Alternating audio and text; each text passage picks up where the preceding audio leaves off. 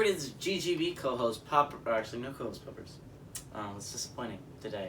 She's out, so we're gonna have to record the Thursday night football predictions without her. Guys, if you were wondering, yes, this is the Halloween themed shirt. And yes, I will be renewing my tradition of doing a prediction video in my Halloween costume. You're gonna have to wait to see what that Halloween costume is. If you're new to the channel, I've done, the past 2 years I think now, I've done at least one prediction video with me in my Halloween costume. 2 years ago I did the Grim Reaper, and then last year I did the Babyface Killer from Happy Death Day.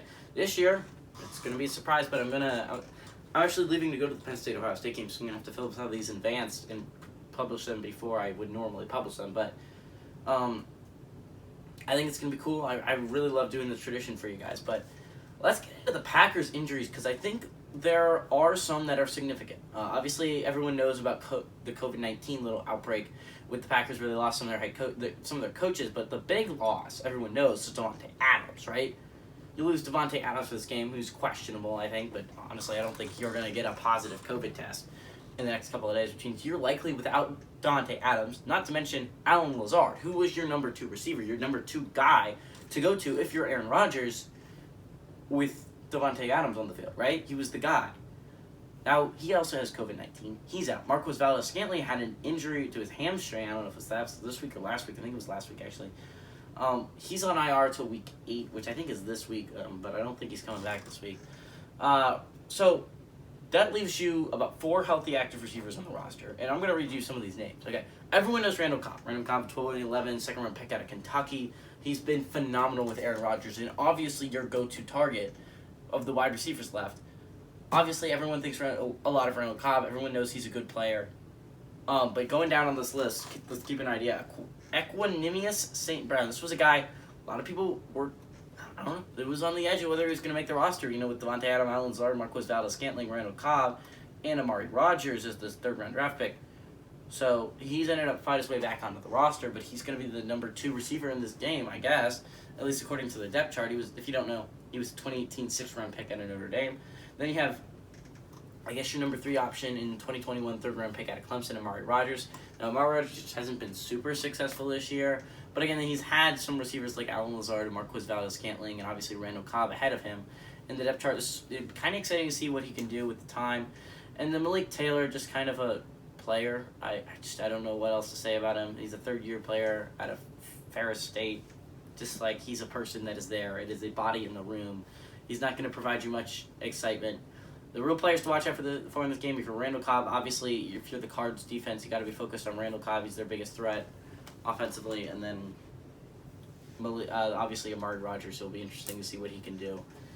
Obviously, another injury that's a little bit iffy, interesting to see, is left outside linebacker Preston Smith. Has an oblique injury. He had a limited practice, and he's questionable for this game, which would be huge, right? If they didn't make a huge free agent signing a couple weeks ago. You look at the depth chart behind Preston Smith, if you do not include the guy they just signed, which is Whitney Merciless, the 2012 first-round pick out of Illinois. Obviously, Whitney Merciless has been phenomenal with the Houston Texans. He's been great during his time there. Just they're going through a rebuilding process right now. Don't really need a older, still really good player. And the fact is, Preston Smith is not able to go. Whitney Merciless will fill in that role excellently well. He's still a phenomenal football player, even in his 9th year in the NFL. I don't honestly, if Preston Smith isn't able to go, I'm not all that worried about it, because Whitney Merciless, I know he's still learning the system. That's a little bit to worry about there, but still a very good player. I don't have that much to worry about. The big question, though, is corner, right? Jair Alexander, everyone knows he's down with AC joint injury. Now, his expected return was this week, but I don't know if that's going to be hit. Kevin King has a shoulder injury and limited practice, questionable, which means if both these players aren't able to go, obviously you have Eric Stokes, who's been a good number 1 corner without Jair Alexander on the field, right? And even when Jair Alexander was on the field, he was like the number 2 corner with Kevin King off the field, right? So, I mean, like, Eric Stokes has stepped into his 2021 first-round draft pick. He's done a great job out of Georgia. Now, the big question is who's going to step into that number 2 role if Kevin King and Jair are both not able to go today. So that's either going to be probably Rasul Douglas, a 2017 3rd-round pick out of West Virginia, or Shannon Sullivan, a 5th-year player out of Georgia State. So, interesting. Keep in mind there that if Kevin King and Jair Alexander are not able to go, you best believe that Kyler Murray is going to be picking on one of those guys, especially with their receiving core. They have some the Cardinals have some interesting injuries. So let's talk into one of the least interesting ones. Their tight end 2, Darrell Daniels, has a hamstring injury, limited practice, questionable for go. Obviously, they don't throw to tight end 2 a lot. It's mainly just, like, they weren't throwing to him, number 1 tight end all that much, but Max Crosby was, I don't know, double X Max. He was doing a pretty good job until he got hurt. He's out for the season. They trade for Zach Ertz, and then he's going to be the number 1. They don't really throw to their tight end 2s that much. So Demetrius Harris is just really coming in to be a blocking player, the 9th-year player out of Milwaukee if Darrell Daniels is not able to go. Again, not a huge injury. Wide receiver Deandre Hopkins, if we're talking about a huge injury, has a hammy issue, and he's questionable for this game. Now, I feel like this is such a huge game that I don't see a reality unless it's like a serious hamstring issue where DeAndre Hopkins does not play in this football game. This is going to be a huge one in determining the NFC. I think you got to play in it if you're D-Hop. But if not, you still have a good number 2 option, A.J. Green, your big signing in free agency, the 2011 first-round pick out of Georgia.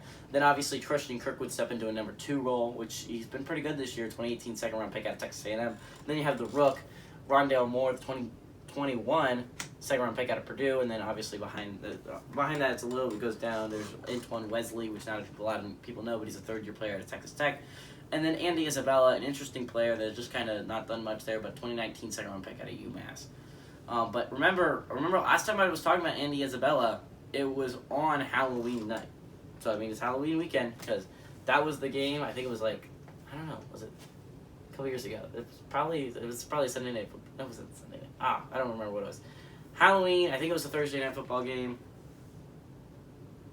I think so. I think it was a Thursday night football game. Where Andy Isabella had a huge touchdown in the fourth quarter to put the Cards back in it. That was Kyler Murray's rookie year, if I remember correctly.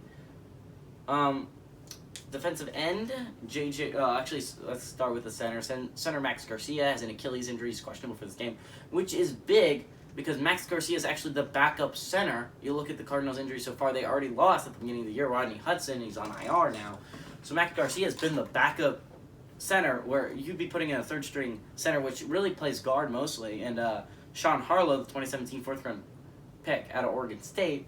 So it'll be interesting. That's definitely where I would attack if I'm the Packers, bring blitzes up the middle with that center, Obviously, huge injury news coming out this week. Defensive end J.J. Watt has a shoulder injury, slightly out for the season with that shoulder injury, which means Michael Dagba, the 2019 7th-round pick out of Temple, or Leki Fotu, the 2020 4th-round pick out of Utah. So, I mean, it's interesting to say the very least what they're going to do to replace J.J. Watt. Obviously, his pressure was huge, and you might be thinking about trying to get a trade from a bad team but that has a good pass rusher. Talking about maybe the Giants, if you don't think you can make the playoffs, Leonard Williams might be a good trade option, trying to get Leonard to come to Arizona. Trying to think of other older players on bad teams. Maybe if you can convince them, you could get Matthew Ioannidis from the Redskins, maybe Ryan Kerrigan from the Eagles, but it's just like, I feel like you need to add someone before the trade deadline outside of Michael Dagba and Leki Fotu. It's not like J.J. Watt's just nursing an injury, he's going to be back. You need someone. And then obviously the nose tackle issues, which is, it's a really interesting thing because they only had 2 nose tackles on this team, which I guess is fine because they only play they play a 3-4 defense, which means they have 4 linebackers and they have 3 defensive linemen, and really linebackers blitz and stuff, so it works fine. It's like Chandler Jones is arguably their best pass rusher, and he's not even a defensive end or a defensive tackle. He's a linebacker. So I mean, again, it works for some teams. I personally do a little bit. I like my Saints defensive strategy, but I mean, 3-4 defenses work a lot of different places. But the fact is, you have 2 defensive tackles normally. You normally only play 1 defensive tackle. You play defensive end, defensive tackle, right? But the fact is, they only have 2 nose tackles on their roster, and Rashard Lawrence, the 2020 4th-round pick out of LSU, has a calf injury, did not practice, and he's questionable in this game. And Corey Peters, 2010 3rd-round pick out of Kentucky, has a COVID-19 issue. He's likely going to be out. So it's going to be like, here come practice squad guys playing up the middle. Either that or you're going to switch over your defensive ends, which honestly, if you look at their defensive ends, they're also big guys, so that they could probably switch over to defensive tackles. Interesting to see what they do there. So what does GGB think about this Packers Cards game? I think it's a really interesting game. If you just look at it, just from a pure standpoint, you have Aaron Rodgers. Obviously, Aaron Rodgers versus Kyler Murray is really compelling. But you're going to likely be without some of the better Packers players on offense and one of the best wide receivers in the NFL, and Deandre Hopkins. So it's going to be interesting to see what goes on there. I think it's going to be a real battle of the defenses. Again, most of these defenses have stayed relatively healthy. I understand the Cardinals' big loss in J.J. Watt, Packers' big loss in Zadarius Smith early in the year, and Jair Alexander, but relatively healthy. Only like 2 or 3 starters out for each team, which I understand. It seems like a lot in the grand scheme of things, but trust me, teams have had worse luck with injuries than both these teams. Again, J.J. Watt's the only one out for the year of all these injuries listed. I feel like you got to back the Cards, right? Cards favor with 6.5 points. They're having a tear right now, right? I understand Aaron Rodgers can single-handedly keep them in football games, but right now they're fighting an uphill battle with Devontae, Allen, and Marquez are all out, right? So it's going to be a lot on Randall Cobb's plate to win this game. Obviously going to be the only reliable target we get outside of like Robert Tonyan at tight end.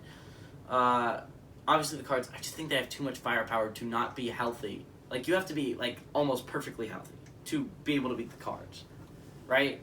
I think if the Packers were healthy, it'd be picking the pack, right? But I think the Cards are mostly healthy outside of the J.J. Watt injury, and the center injury to Matt Garcia is a little bit interesting, but I think everything else should work out fine for the Cardinals, and I think the Cardinals have the best quarterback in football right now, Kyler Murray, and I just think that they continue their winning streak here. Give me the Cards to win and cover the 6.5 point spread.